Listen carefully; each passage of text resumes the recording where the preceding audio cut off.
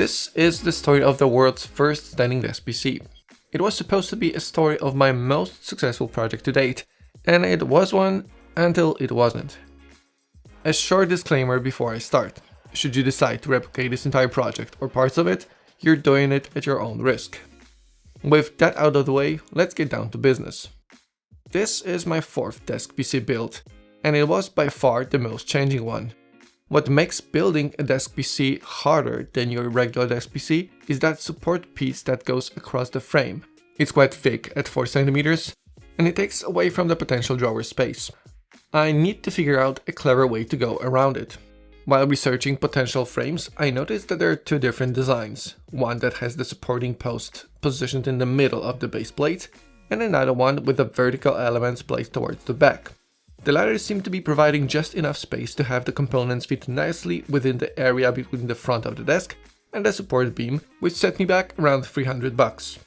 Obviously, that space is also determined by the size of the top. Speaking of which, I was limited to by whatever was in stock at the local hardware store, as I wanted to complete this project ASAP. I found a beach countertop, 230 cm wide, 65 cm deep, and 19 mm thick, and sketched how I would want it cut. The 130 cm long piece will make the top, while all other bits will be used for sides, drawer fronts, and drawer rail supports. This wooden puzzle cost me a little over $50, and that's including the cutting. My previous PC drawer was made of aluminum and steel. It was quite an open design, making my computer far from silent. This time around, I knew I wanted for the bottom to be solid to possibly make things quieter. I considered an acrylic panel reinforced with carbon fiber, but since I don't have a proper workshop to work with chemicals, I went with a 10 mm thick plywood, as it's cheap and easy to work with.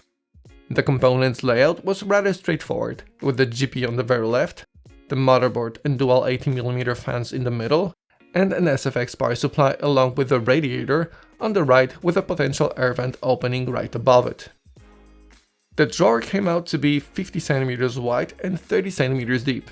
Apart from cathodes for the power supply fan, radiator, system air vent intake, and the GPU, I planned a few more to route cables underneath the drawer and another one under the M.2 slot on the bottom of the motherboard, as I have an NVMe SSD with a somewhat larger heatsink.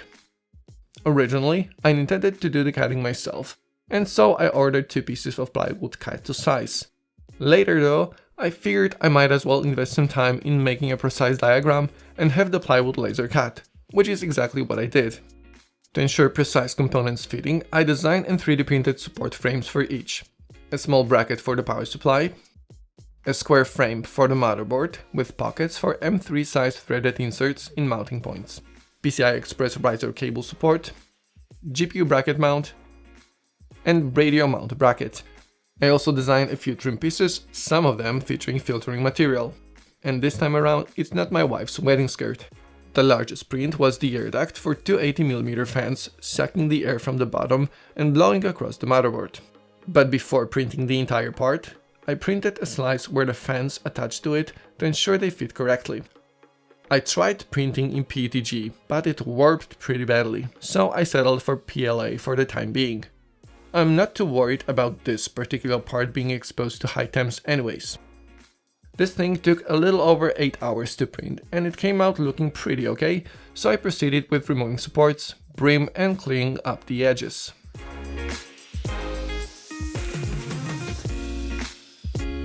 For the sides, I went with good old aluminum squares, 17 by 40 mm.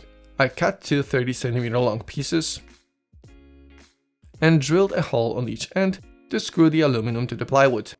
I apologize for my highly amateur attempt at countersinking these holes with a larger drill bit. It's not pretty, but does the job. Next, I attached drawer rails using my trusty riveter. I clamped the rail to the aluminum, drilled holes, and popped in a rivet. To mount the fan duct contraption, I got these M4 threaded inserts, which didn't want to cooperate all that well. The 6 mm drill bit was too small, while the 8 mm one was too large, so I used a combination of both, drilling a little bit into the plywood with the 8 mm drill bit, and following all the way through with the smaller one. It still was quite difficult to screw in those inserts perfectly perpendicular to the surface. When I finally got all four in, I test fitted the duct and drilled a hole to route fan cables. To make the insides more presentable, I applied some of that fine, genuine carbon fiber vinyl.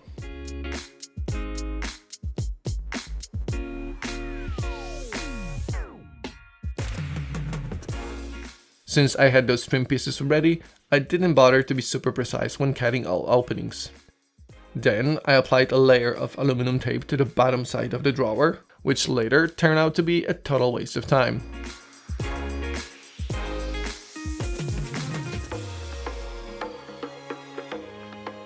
Next, I screwed in sides to the plywood bottom and proceeded with attaching components frames. Radiator frame is held in place with 2 screws. This is one of the 2 3D printed elements that I'm pretty sure will deform at some point due to PLA's low heat resistance. Fortunately, it's not that it will fail miserably and the radiator will fall out or something. When time comes, I'll print this element in PETG. The motherboard frame is attached with 5 screws. Screw holes are chamfered, and I made sure there was enough clearance between the frame and the bottom of the PCB. Later, it turned out that I should have placed the screw holes as close to motherboard mounting points as possible, since this component is very lightweight and lacks stiffness. That's what she said. To attach the power supply mount, I screwed it into the power supply, positioned it in place, and screwed it to the edge.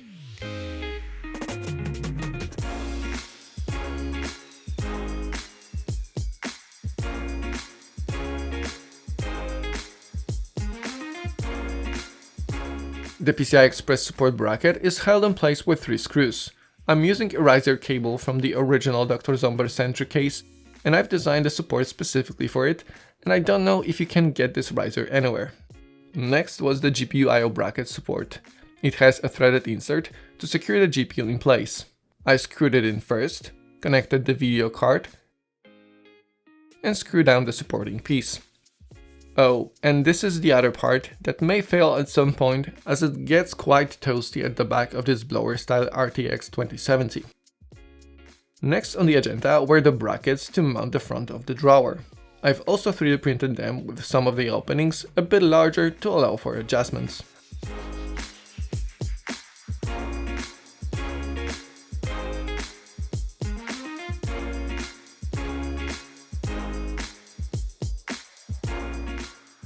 I also designed and 3D printed trim pieces for the power supply and the dual fan air intakes. They have a 3mm lip, to which I attached some dust filtering material.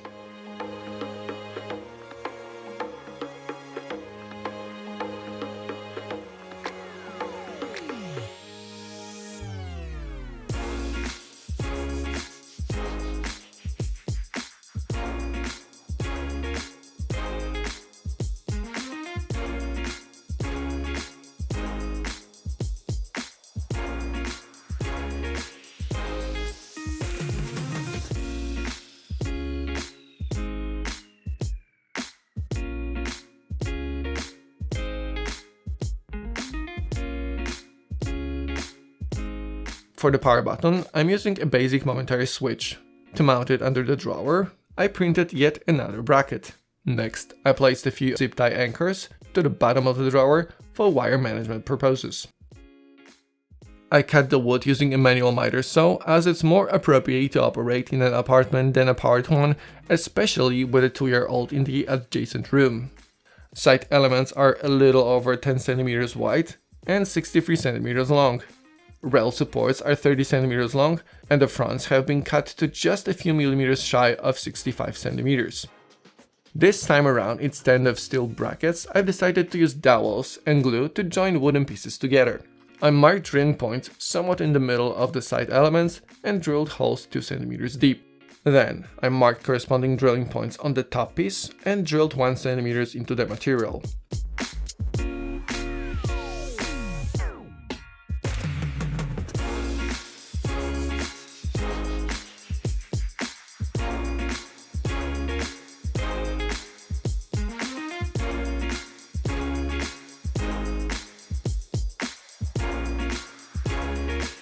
Surprisingly, all seemed to align almost perfectly.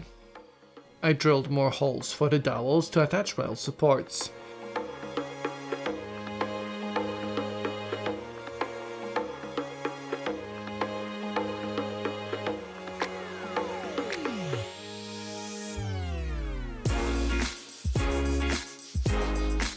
Attach the rails with a set of screws,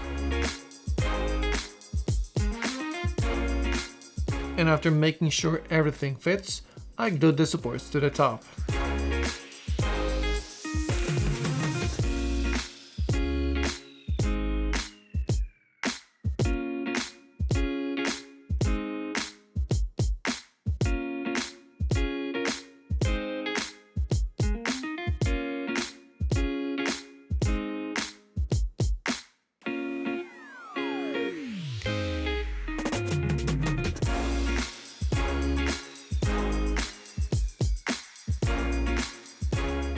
Next, I took out the top support from the box to adjust its width. I laid it on the top, loosened the screws, slid the elements out and tightened the screws. Then I assembled the frame. I didn't film this part, but it was very straightforward and took no longer than 15 minutes. With the frame assembled, I put the top on,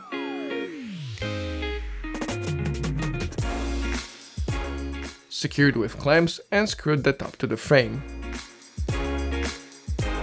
Next on the agenda was attaching side elements, so I applied glue, inserted dowels, and put the two together. I'm not sure why, but it was a very tight fit. That's what she said. Much tighter than I did a dry run earlier, and I had to use clamps to bring the two elements together. Oh, and I forgot to put some glue on the dowels. I did that for the other side though. Another test fitting revealed that the GPU was sitting a little bit too high, so there was a clearance issue between the video card connector and the desk's frame. So I modified the PCI riser bracket and the GPU I/O bracket support to have the video card 8mm lower than originally.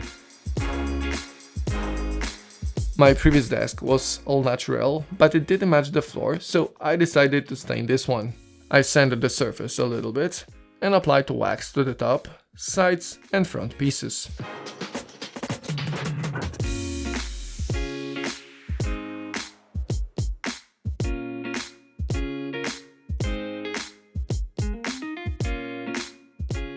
I slid the drawer in place and measured where the front should attach. I screwed one screw on either side.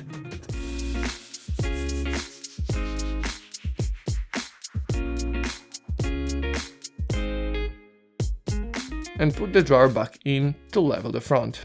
After minor adjustments, I added 2 remaining screws to the sides and 1 in the middle. Next in line was the air intake assembly. I started from removing the 4-pin connector, which wouldn't fit through the hole. I threaded the cable and put the screws in place. Speaking of the fans, I got Noctua Redux, expensive but well worth the price. Originally, I was planning on using M4 threaded inserts to mount the fans. I did a practice run with the failed PETG print and it turned out to be harder than expected. That's what she said? So I settled for screws. Fortunately, the pockets for those inserts were just the right size for fan screws. After securing both fans, I threaded the cables through the opening in the drawer, attached the assembly with a set of M4 bolts,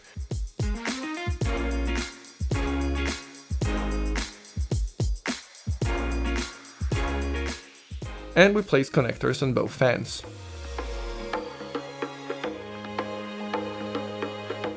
I installed the power supply next. Soon after that, it turned out that the video card power cables were a few centimeters short to run them under the drawer. I could have ordered extensions, but since it was Friday, I would have to wait a few days to have them delivered. So I decided to break out the soldering iron and extend both cables myself. It's not the prettiest soldering job, but at least I could move the project forward. The only mini ITX motherboard I currently have is an AM4 MSI B350, and the only CPU at my disposal to go with it is the original 8-core Ryzen 1800X, a rather toasty 95 watt part. For the initial boot test, I installed a WD Green M.2 SSD, which will later be replaced with a 1TB Plextor NVMe SSD. Next in went the motherboard. I connected the fan hub to the system fan lead and the power button. Unfortunately, MSI didn't bother to put the pinout description onto the PCB, so I had to refer to the manual. Next, I routed all power cables.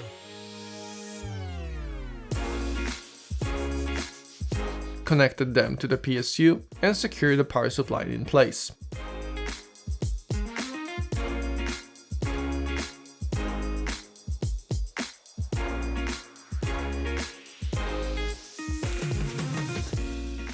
Radiator was yet another tight fit. To screw it in from the bottom, I've actually slid the drawer into the desk. Then it was the radiator fan. In my previous desk PC installment, I've had the AIO fans blowing the air from the bottom and through the radiator fins. This time I've decided to have the fan on the other side, exhausting air from the drawer.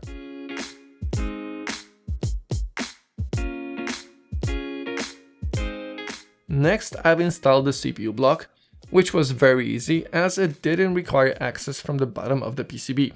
What I don't like about this unit is that the pump requires SATA power, forcing me to connect yet another cable to the power supply. And it also occupies the CPU fan header on the motherboard.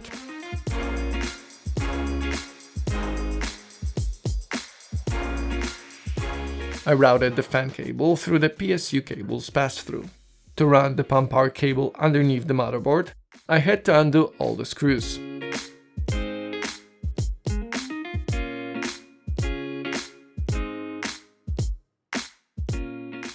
Next, I threaded the ATX motherboard power connector and connected it to the motherboard.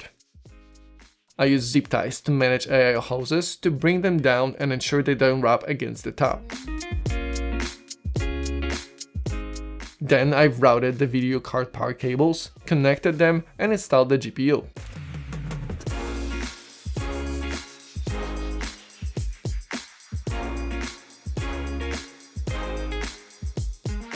Even though I've run this setup a few times before, I've decided to do a test boot. Connected everything, pressed the button, and nothing happened. I unplugged the power connector and tried good old screwdriver trick. And what do you know, it turned on just like that. So I soldered the cable that got loose and put the drawer in the desk.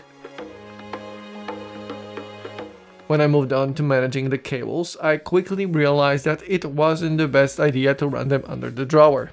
As there's still some room available inside, a set of custom individually braided cables would look presentable without affecting the airflow all that much, if at all.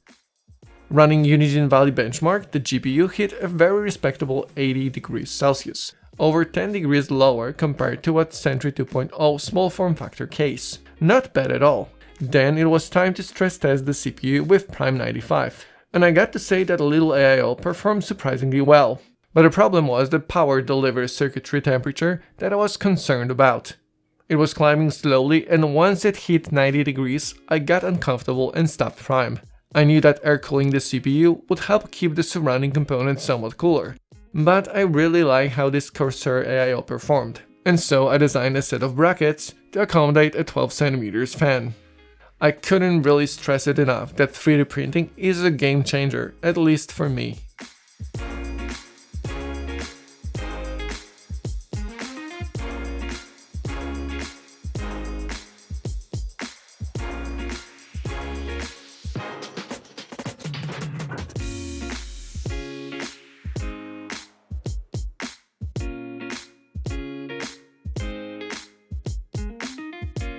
While the inside of the drawer doesn't look as clean as it did before, it still looks quite okay. After connecting the additional fan to the hub, I immediately launched Prime 95 to see if that did the trick, and sure enough, the power delivery temperature hit 73 degrees, the CPU didn't exceed 70 degrees, and the AIO fan didn't really have a chance to go full speed. I couldn't be happier, until I broke out the electromagnetic field meter. And it wasn't happy. I'm not an expert, but I'm pretty sure that this desk as it is a health hazard. This wasn't an issue with my previous builds, which were larger, so there was a safe distance between the components and the central sitting position. This time the desk is smaller, and with the components up front there's nowhere to hide. My right leg sits right under the GPU, which seems to be the biggest issue. I scratched my head, considered my options, and made what I believe is a solid attempt at salvaging this project. I replaced the rails in the left drawer with 60 cm long ones, and attached the computing unit toward the back of the desk using these 3D printed supports. It's nowhere near perfect, but it works for now.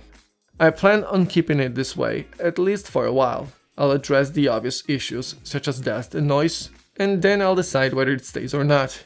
Thanks very much for watching, and I'll see you in the next one.